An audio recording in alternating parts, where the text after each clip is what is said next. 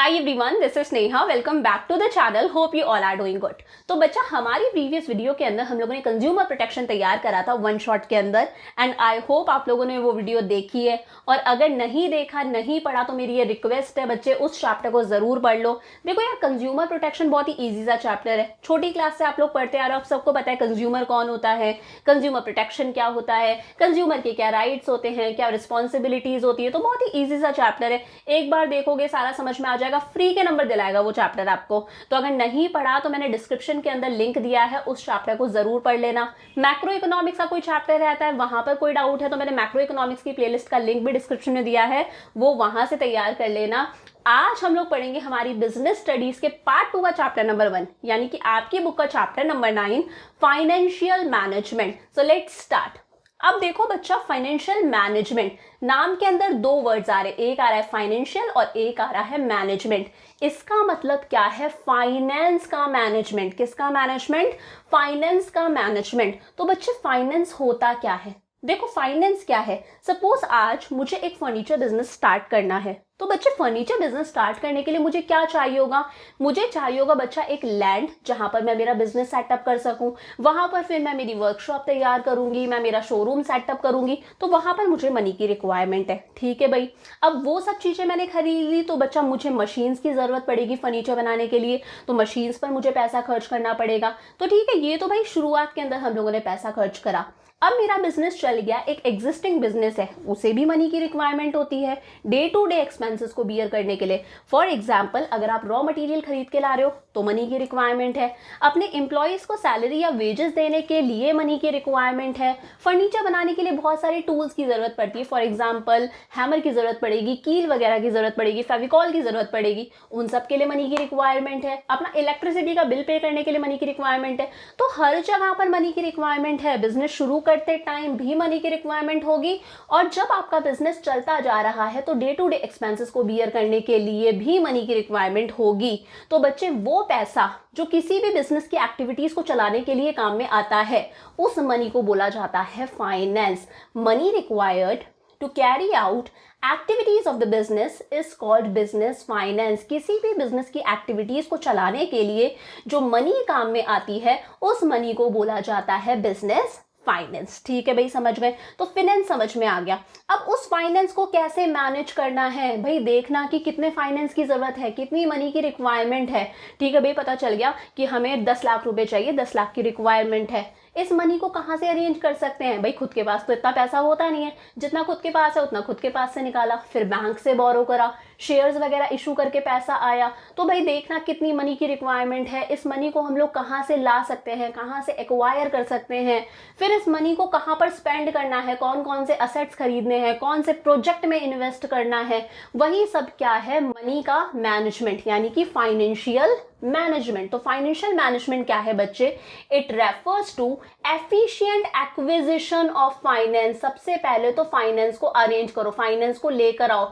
देखो, हमें पता है फाइनेंस को लाने के बहुत सारे तरीके हैं। हमारे पास में जो पैसा है वो हम बिजनेस के अंदर लगा सकते हैं, हम लोग बैंक से पैसा बोरो कर सकते हैं, हम लोग शेयर्स इशू करके पैसा अरेंज कर सकते हैं, डिबेंचर्स इशू करके पैसा अरेंज कर सकते हैं, बॉन्ड्स इशू करके पैसा अरेंज कर सकते हैं। तो सबसे पहला तो है efficient acquisition of finance. Finance को एफिशिएंटली अरेंज करो, एफिशिएंटली बिजनेस के अंदर लेकर आओ। देखो कितने फाइनेंस की जरूरत है, उतना ही फाइनेंस बिजनेस के अंदर लेकर आओ।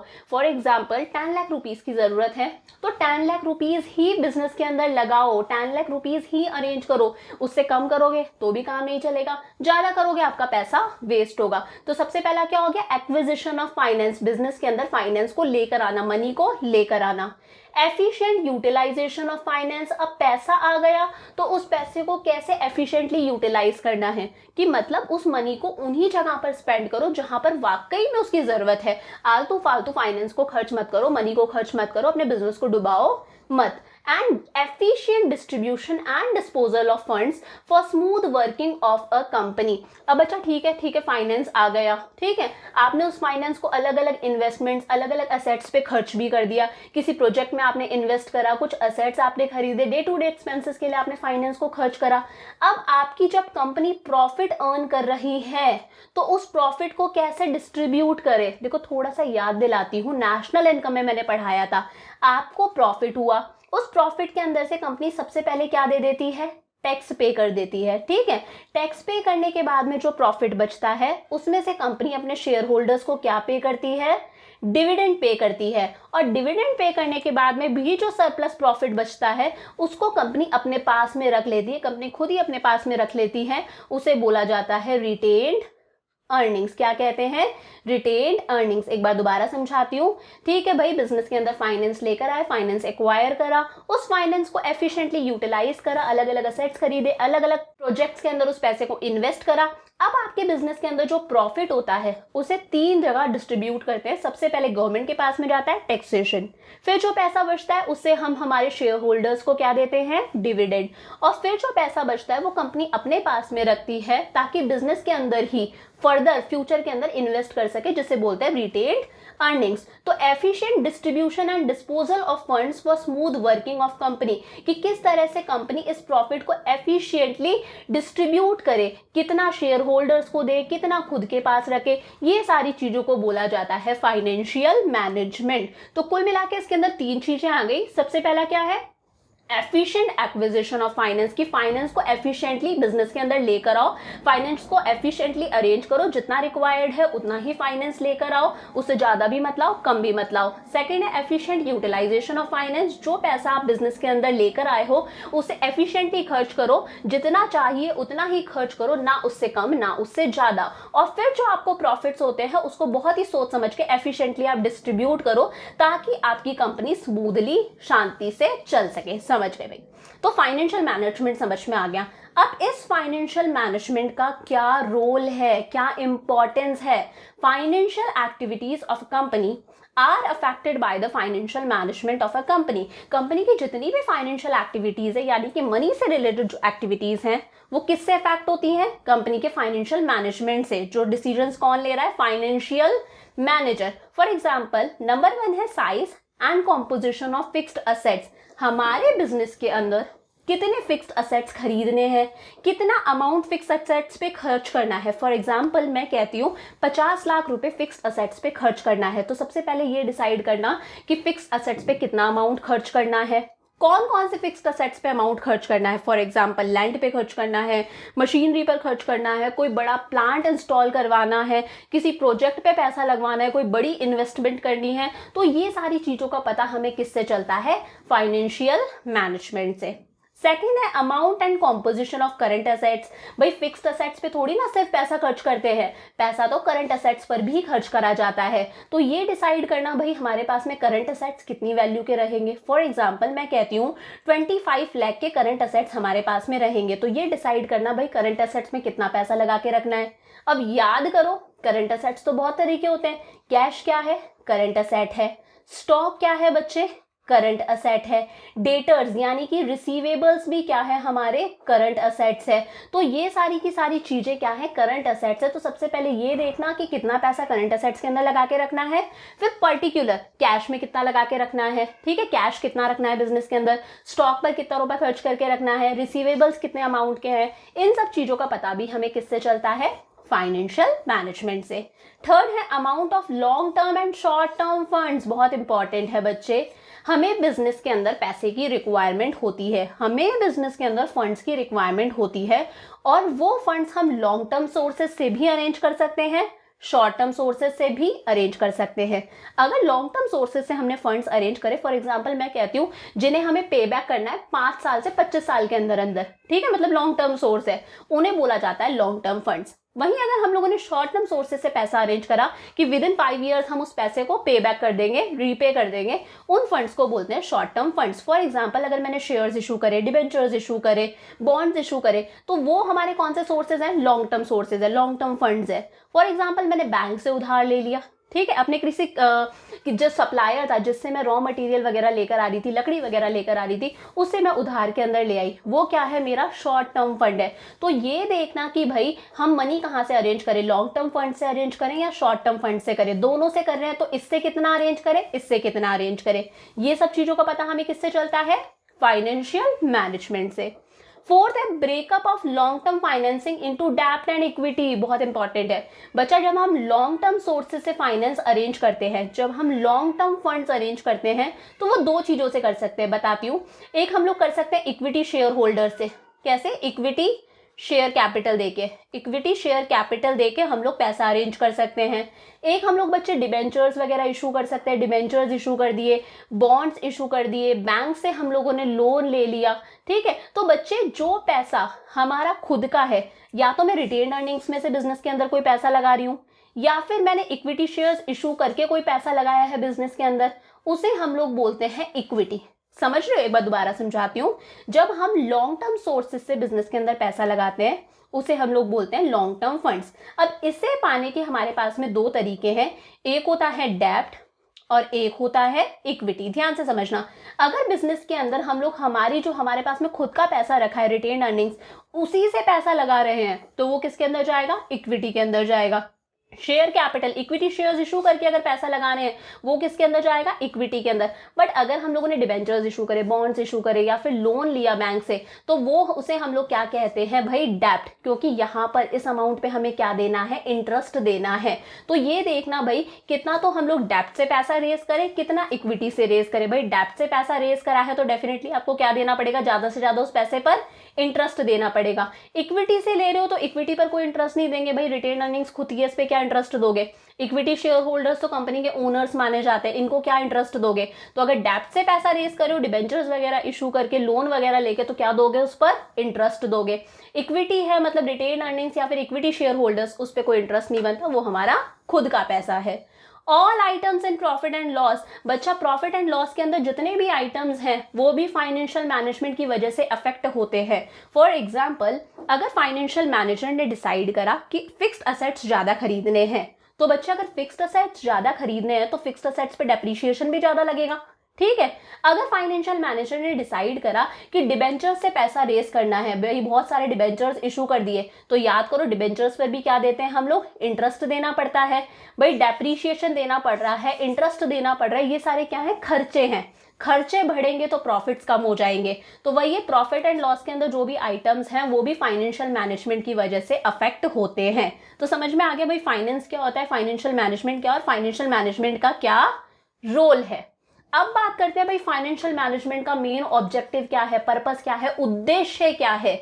The main objective of financial management is to maximize the wealth of equity shareholders। बहुत इंपॉर्टेंट बात है भाई, फाइनेंशियल मैनेजमेंट का अगर आपसे एग्जाम में पूछा जाता है मेन ऑब्जेक्टिव क्या है, तो फाइनेंशियल मैनेजमेंट का मेन ऑब्जेक्टिव क्या है? To maximise the wealth of equity share holders. जो हमारे इक्विटी शेयर होल्डर्स हैं उनकी वेल्थ को मैक्सिमाइज करना, उन्हें सबसे ज्यादा फायदा करना। भाई जो इक्विटी शेयर होल्डर्स होते हैं बच्चे, वो क्या होते हैं? ओनर्स होते हैं। वो क्या होते हैं? कंपनी के ओनर्स होते हैं। तो ओनर्स की वेल्थ को मैक्सिमाइज करना, ओनर्स को सबसे ज्यादा बेनिफिट देना ही फाइनेंशियल मैनेजमेंट का मेन पर्पस है। अगर ये ओनर्स खुश रहेंगे, इन्हें आप time to time dividend pay करते रहोगे, तो बच्चे हमारी कंपनी की वैल्यू बढ़ेगी, हमारे कंपनी के शेयर्स की प्राइसेस इंक्रीज होंगी। अगर ये ओनर्स नाराज हो गए, इनको आपने time to time dividend pay नहीं करा, तो भाई ओनर्स अगर नाराज हो गए तो हमारे शेयर्स की वैल्यू गिरेगी, हमारी कंपनी की रेप्यूटेशन डाउन जाएगी। तो किसी भी कंपनी का मेन फाइनेंशियल मैनेजमेंट का ऑब्जेक्टिव पर्पस क्या होता है कि जो इक्विटी शेयर होल्डर्स है, यानी कि जो ओनर्स हैं, उनकी वेल्थ मैक्सिमम हो, उन्हें सबसे ज्यादा बेनिफिट हो, वो हमेशा खुश रहे, वो खुश रहेंगे तो हमारी कंपनी अच्छी चलती रहेगी। अब एक चीज बताती हूँ, ध्यान से समझना बच्चे। कंपनी के पास में जो भी पैसा है उससे कंपनी क्या करती है? अपने जो सप्लायर्स है, फॉर एग्जांपल मैं जिससे रॉ मटेरियल लेकर आ रही हूँ वो क्या है? मेरा सप्लायर है। सप्लायर्स को पे करती है। किसे पे करती है? अपने सप्लायर्स को पे करती है। उसी पैसे से कंपनी अपने क्रेडिटर्स को पे करती है, जिससे भी उधार लेकर आ रही है कंपनी, उसे भी किससे पे करेगी? जो भी प्रॉफिट है उनमें से। जो भी प्रॉफिट्स आ रहे हैं कंपनी उसी से अपने एम्प्लॉयज को क्या देगी? सैलरी भी देगी। उसी से क्या देगी? सैलरी देगी। अगर कंपनी ने डिबेंचर्स इशू कर रखे हैं तो भाई डिबेंचर होल्डर्स को क्या देना पड़ता है? इंटरेस्ट देना पड़ता है, ठीक है। अगर कंपनी ने preference share holders preference shares issue कर रखे हैं तो प्रेफरेंस शेयर्स को भी टाइम टू टाइम क्या देना पड़ता है? डिविडेंड देना पड़ता है। ध्यान से समझ रहे हो? कंपनी को जो भी प्रॉफिट होता है उसी से कंपनी अपने सप्लायर्स को पे करती है, क्रेडिटर्स को पे करती है, अपने जो एम्प्लॉयज है उन्हें सैलरी देती है, डिबेंचर होल्डर्स को इंटरेस्ट देती है, और प्रेफरेंस शेयर्स हैं तो उन्हें डिविडेंड देती है।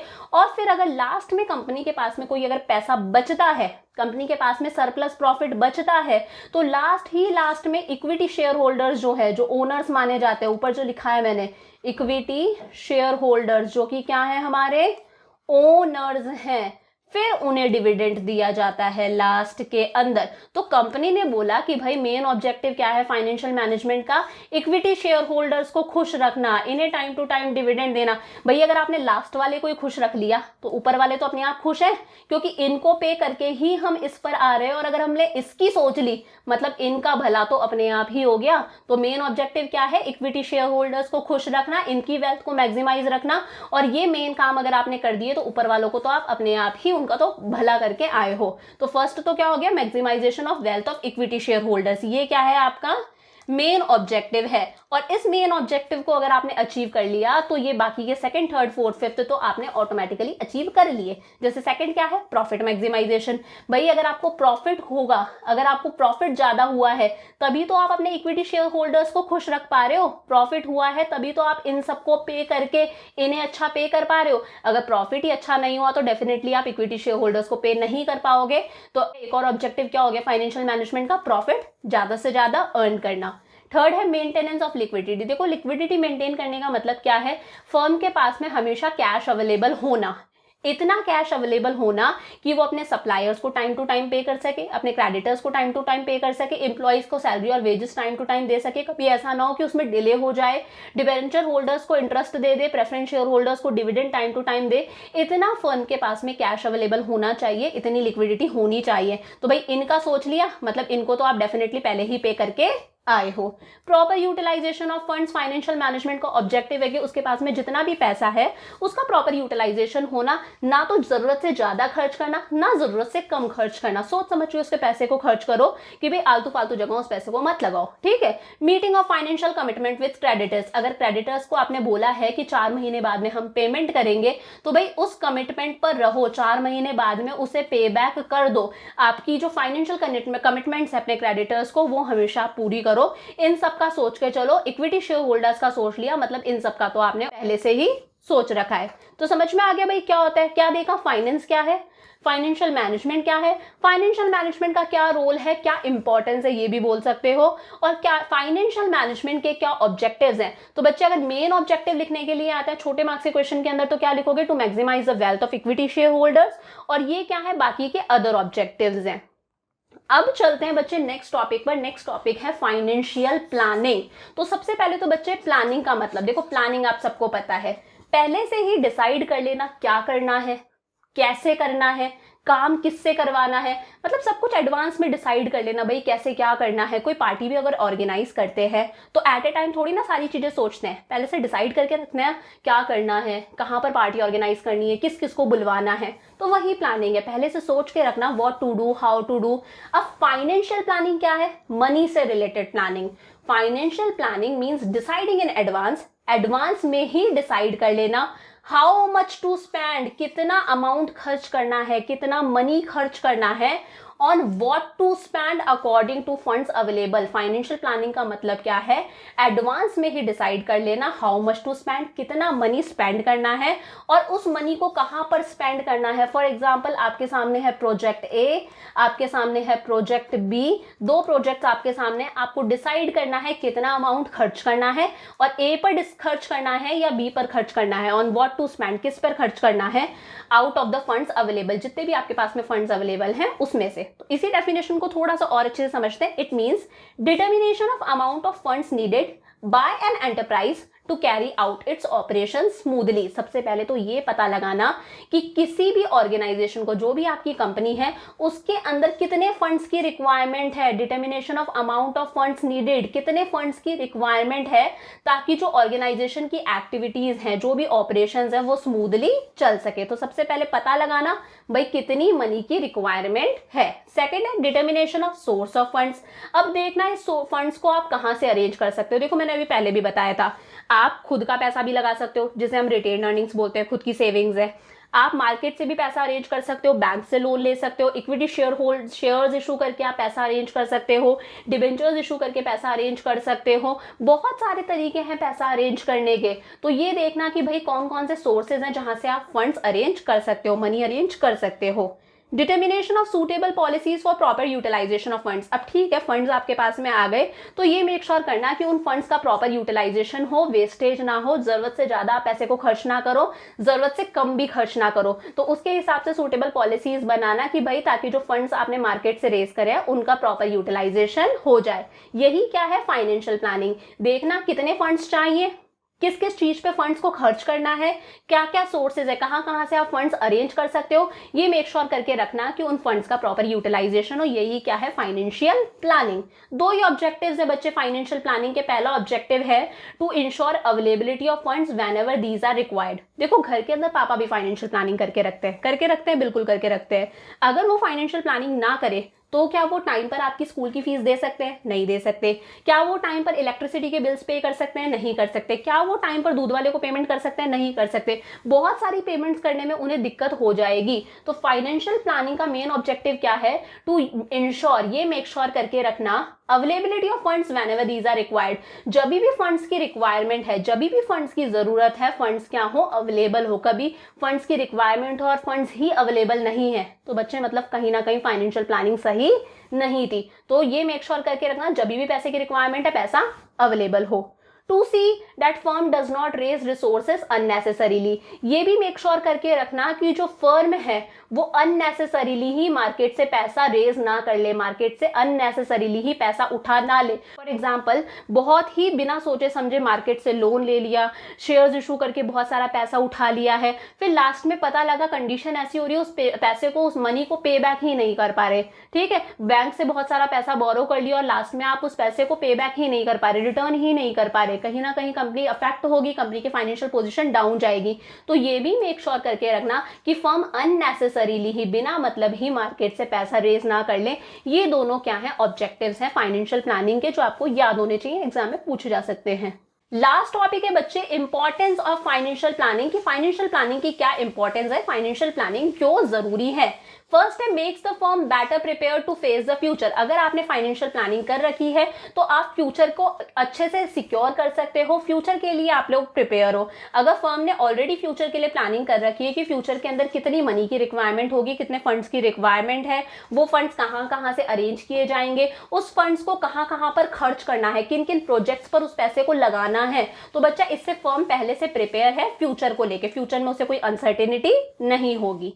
Second helps in avoiding business shocks and surprises. For example हर साल फर्म की जो सेल्स होती है वो 30% से इंक्रीज होती है। हर साल फर्म की जो सेल्स है, कंपनी की जो सेल्स है वो 30% से इंक्रीज होती है।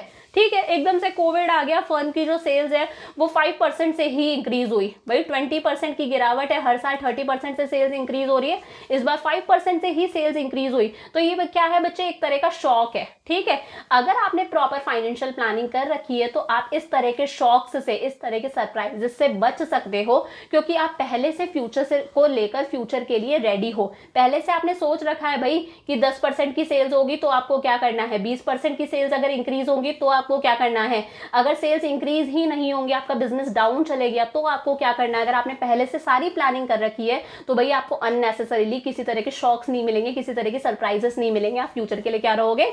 प्रिपेयर रहोगे। Coordinate various functions. भाई प्रॉपर्ली अगर आपने फाइनेंस अरेंज कर रखा है तो जितने भी फंक्शंस है, फॉर एग्जांपल प्रोडक्शन के बाद में होता है सेल्स, जितनी भी सारी एक्टिविटीज है उनमें एक अच्छा तालमेल बैठा रहेगा। भाई टाइम में अगर घर में भी ऐसा होता है, अगर प्रॉपर्ली पैसा अवेलेबल है, मनी अवेलेबल है, तो सारे काम अपने आप स्मूथली चलते जाते हैं, कोई लड़ाई नहीं होती, कोई कॉन्फ्लिक्ट नहीं होता, सब कुछ अच्छा रहता है। और कई बार अगर फाइनेंशियल क्राइसिस हो जाती है तो कुछ ऐसा होता है ना, घर वालों का मूड ऑफ रहता है, आपस में कुछ कॉन्फ्लिक्ट्स भी हो जाते हैं, आपकी कोई डिमांड होती है तो पेरेंट्स फुलफिल नहीं कर पा रहे, तो इस तरह की प्रॉब्लम्स होती है। बट अगर प्रॉपर फाइनेंशियल प्लानिंग है, सफिशिएंट फंड्स अवेलेबल है, जब भी रिक्वायरमेंट है, भाई प्रोडक्शन के लिए पैसा चाहिए, रॉ मटेरियल वगैरह खरीदना है, ठीक है भाई अच्छी फाइनेंशियल प्लानिंग है, फंड्स आ जाएंगे, प्रोडक्शन हो जाएगा। प्रोडक्शन के बाद में सेल्स करनी है, एडवर्टाइजमेंट वगैरह करना है, जो भी आपने बनाया है उसके लिए भी सफिशिएंट पैसा अवेलेबल है। तो सारी एक्टिविटीज स्मूथली चलती रहती हैं, सारी एक्टिविटीज के अंदर एक अच्छा कोऑर्डिनेशन, एक अच्छा तालमेल रहता है। प्रॉपर यूटिलाइजेशन ऑफ फाइनेंस अभी बताया था। अगर आपने फाइनेंशियल प्लानिंग अच्छी कर रखी है तो आप ये मेक श्योर करके रखोगे कि आपके फंड्स जो हैं वो प्रॉपरली यूटिलाइज्ड हों, आपके फंड्स को आप आलतू फालतू जगहों पे खर्च भी ना करो, ठीक है। जितनी रिक्वायरमेंट है उतना ही खर्च करोगे, ना उससे कम ना उससे ज्यादा, फंड्स का प्रॉपर यूटिलाइजेशन होगा। आपने देखा भाई 2 प्रोजेक्ट्स हैं, एक है प्रोजेक्ट ए, एक है प्रोजेक्ट बी। आपने देखा भाई 2 प्रोजेक्ट्स हैं, आप केयरफुली सोचोगे भाई कौन से में इन्वेस्ट करना चाहिए, किस पे रिटर्न ज्यादा है। फॉर एग्जाम्पल इससे आपको 10% का रिटर्न मिल रहा है, इससे आपको 15% का रिटर्न मिल रहा है, तो आप दिमाग लगा के अपना पैसा कहां पे लगाओगे, प्रोजेक्ट बी पर। तो सोच समझ के फंड्स को यूटिलाइज करना। Link present with future, obviously बात है प्रेजेंट में हम प्लानिंग करते हैं फ्यूचर को लेके, तो फाइनेंशियल प्लानिंग करने से हम प्रेजेंट को किससे लिंक कर रहे हैं, फ्यूचर से लिंक कर रहे हैं। आज हम प्लानिंग कर रहे हैं कि नेक्स्ट ईयर क्या होने वाला है, नेक्स्ट ईयर कितनी सेल्स होंगी। अगर सेल्स हमारी इंक्रीज नहीं हुई तो क्या करेंगे, हम फंड कहां से रेज करेंगे। तो फाइनेंशियल प्लानिंग में हम लोग प्रेजेंट को किससे लिंक कर रहे हैं, फ्यूचर से लिंक कर रहे हैं। Link between investment and financing decisions, यहां पर हम इन्वेस्टमेंट और फाइनेंसिंग डिसीजंस को आपस में लिंक कर रहे हैं। इन्वेस्टमेंट यानी कि कहां कहां पर हमें पैसे को लगाना है, हमारा जो पैसा है उसे हमें कहां कहां पे इन्वेस्ट करना है, कौन से प्रोजेक्ट्स पे पैसे को खर्च करना है। फाइनेंसिंग डिसीजंस मतलब पैसा कहां से अरेंज करना है। फाइनेंसिंग डिसीजंस का मतलब है पैसा आपको कहां से उठाना है, भाई बैंक से लेकर आना है, शेयर्स इशू करके पैसा अरेंज करना है, डिबेंचर्स इशू करके पैसा अरेंज करना है, बैंक से उधार लेना है, पैसा कहां से अरेंज करना है। मतलब कौन से डिसीजंस है ये, फाइनेंसिंग डिसीजंस।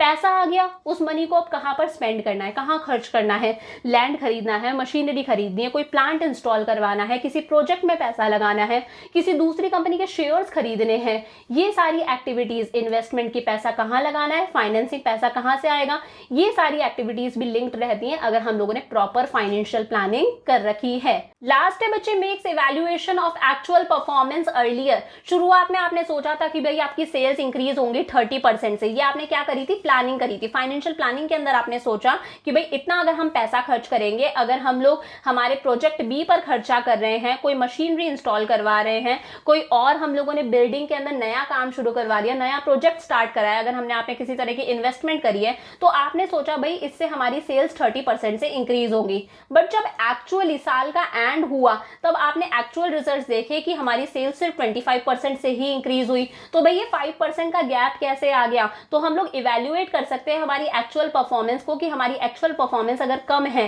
तो क्यों कम है, हमारे प्लान्स के अकॉर्डिंग क्यों नहीं है। तो जब हम प्लानिंग करते हैं तो हम एक स्टैंडर्ड डिसाइड कर लेते हैं कि भाई हमें ये अचीव करना है, फिर हम हमारे एक्चुअल रिजल्ट्स को हमारा जो प्लान स्टैंडर्ड था उससे कंपेयर कर सकते हो, अपनी परफॉर्मेंस को इवैल्यूएट कर सकते हैं। ये क्या है बच्चे, प्लानिंग की इंपॉर्टेंस। तो क्या क्या पढ़ा बच्चा आज हम लोगों ने देखा फाइनेंस क्या है, फाइनेंशियल मैनेजमेंट क्या होता है, फाइनेंशियल मैनेजमेंट का क्या रोल है, क्या इंपॉर्टेंस है, क्या फाइनेंशियल मैनेजमेंट का मेन ऑब्जेक्टिव है, क्या है main objective, to maximise the wealth of equity share holders, और अदर क्या ऑब्जेक्टिव्स है वो हम लोगों ने देखे।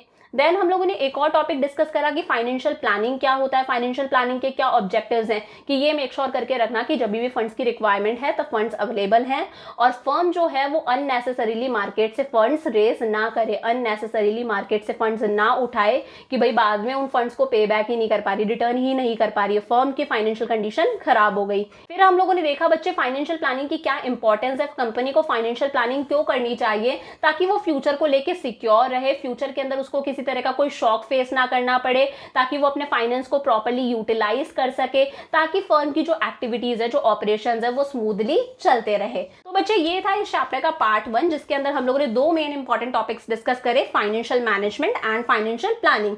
अब नेक्स्ट वीडियो के अंदर पार्ट 2 के अंदर हम लोग बहुत ही इंपॉर्टेंट टॉपिक डिस्कस करेंगे, 3 मेजर फाइनेंशियल डिसीजंस। कौन कौन से, financing decisions, investment decisions and dividend decisions, जो कि इस चैप्टर का बहुत इंपॉर्टेंट टॉपिक है। सो वीडियो अच्छा लगा तो वीडियो को लाइक करो, अपने दोस्तों के साथ में अच्छे से शेयर करो। See you in the next video, bye for now.